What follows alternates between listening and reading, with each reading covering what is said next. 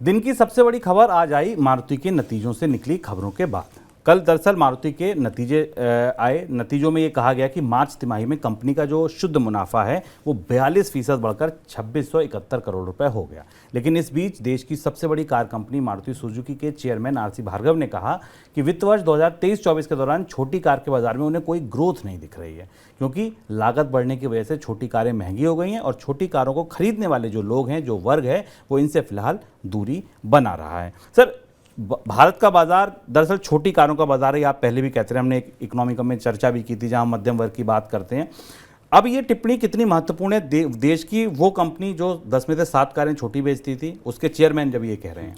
और आरसी भार्गव ने पहली बार ऐसा नहीं कहा शुभम। आरसी भार्गव ने पिछले साल भी ये बात कही थी कि भारत में छोटी कारों का बाजार सिकुड़ रहा है। मारुति जो कि जिसका 1 लाख करोड़ के आसपास की सेल्स हो चुकी हैं, भारत की सबसे बड़ी कंपनी है, इसे छोटी कारों के बाजार में क्रांति लाने की अगुआ माना जाता है। वहाँ से उसके नतीजों से कई सारे महत्वपूर्ण तथ्य और संकेत निकल रहे हैं जो हमारे लिए समझना ज़रूरी है, और इससे भारत के पूरे ऑटोमोबाइल बाजार में बड़े बदलाव दिखते हैं। मारुति के आंकड़ों को जब करीब से देखते हैं शुभम, तो मारुति की जो टोटल ग्रोथ दिखाई पड़ी है मुनाफे में, उसमें मैक्सिमम जो सेल्स हैं वो एसयूवी से कैटेगरी से आई है, यानी जो स्पोर्ट यूटिलिटी व्हीकल और महंगे वाहन हैं उनके लिए आई है।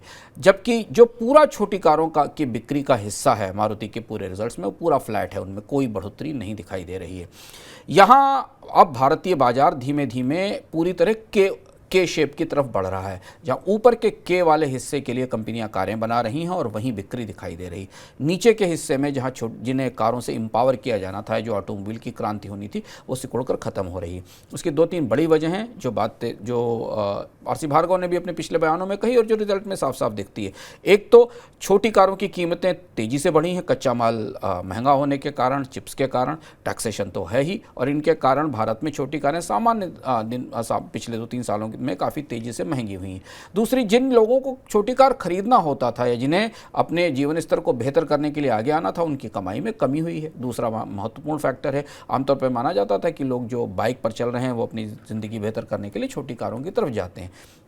और तीसरा और सबसे महत्वपूर्ण हिस्सा ये कि भारत में अधिकांश छोटी और मझोली कारें फिनांस से बिकती हैं, लोन से बिकती हैं। चूँकि लोन की दरें, ब्याज दरें में तेज़ बढ़ोतरी हुई है, तो कारों को खरीदने की लागत बढ़ गई।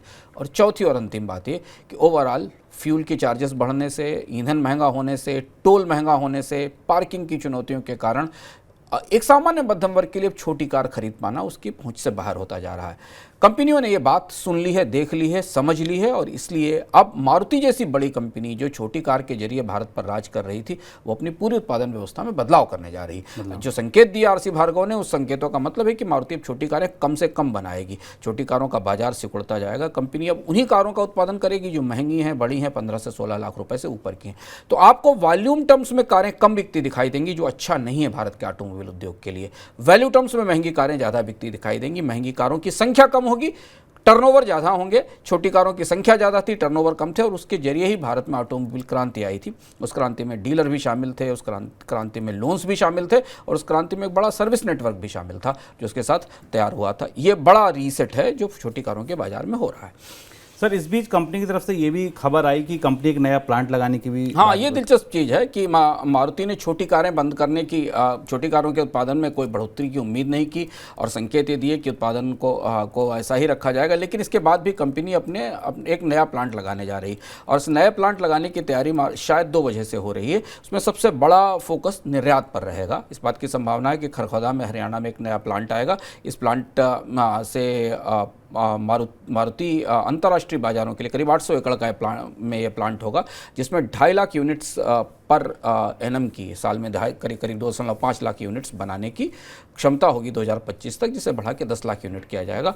इस प्लांट का अधिकतम इस्तेमाल कंपनी निर्यात के लिए करेगी, यहाँ से कारों के, वाहनों के निर्यात के लिए करेगी।